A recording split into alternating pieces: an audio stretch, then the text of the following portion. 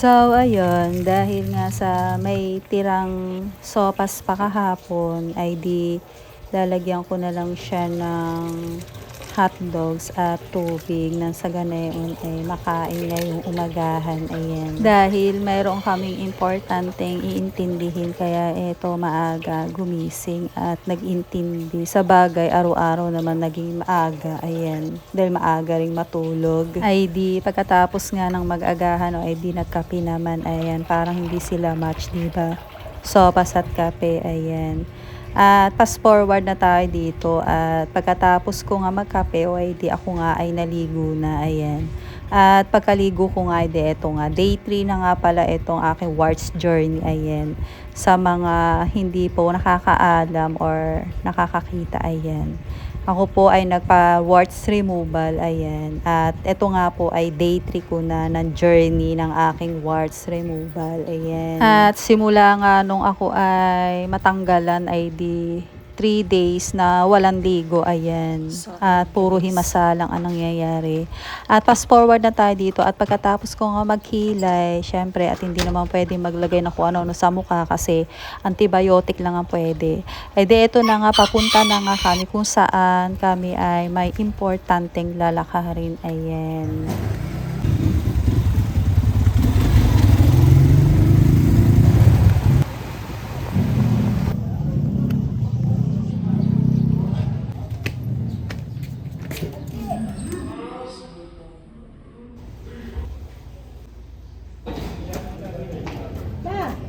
Magpa-post lang ako dun sa ano.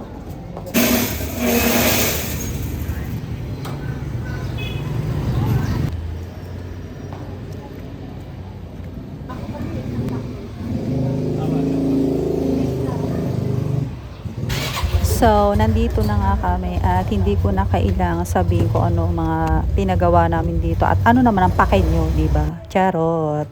So, eto na nga, paalis na kami. At dahil nga doon sa aking mga anik-anik sa pagmumukha o ay di parang nagmukhang nagpabarangay lang naman ako dini, ayan.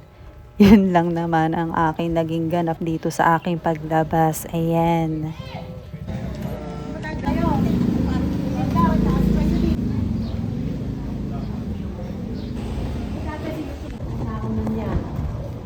At dahil nga sa hindi nga ako kailangan doon at si Mister lang ang kailangan. So ayun, o ay di ako'y umuwi na at salamat naman at hindi na ako para sumama pa, ayan. Dahil lahat na lang ng tao ay nakatingin sa aking pagmumukha. Syempre, kahit ako mapapatingin din kung bakit anong meron sa aking pagmumukha, 'di ba? Ayan. At nang makauwi nga ako ay di eto na nga, tasking na naman. Syempre, walang kamatayan dahil hindi pa naman ako natatapos ng pagtatasking din. Ayan, ay itinuloy ko na nga.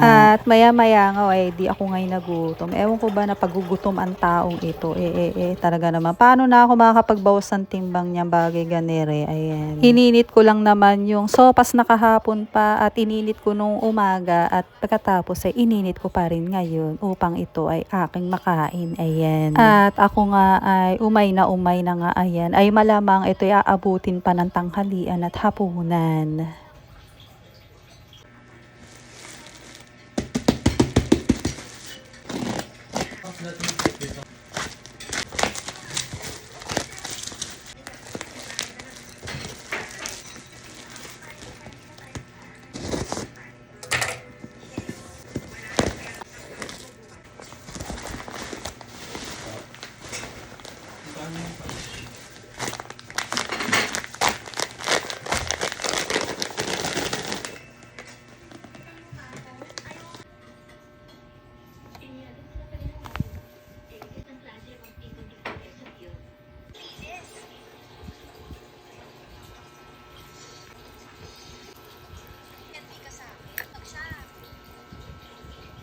Ni Robin, 3 AM.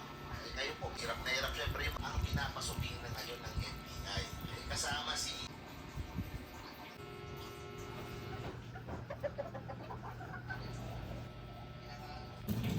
So, ito ininit ko na naman. Diba, sabi ko sa inyo eh. Abuti ng hapon. Ayan, hapunan.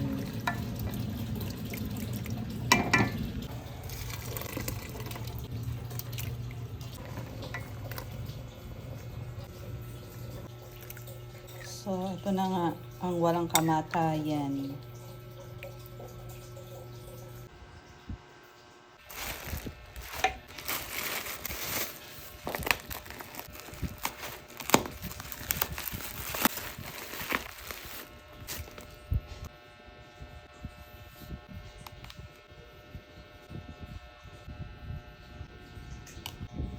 Hanap yun, napakadaming option. Ako, sobrang sulit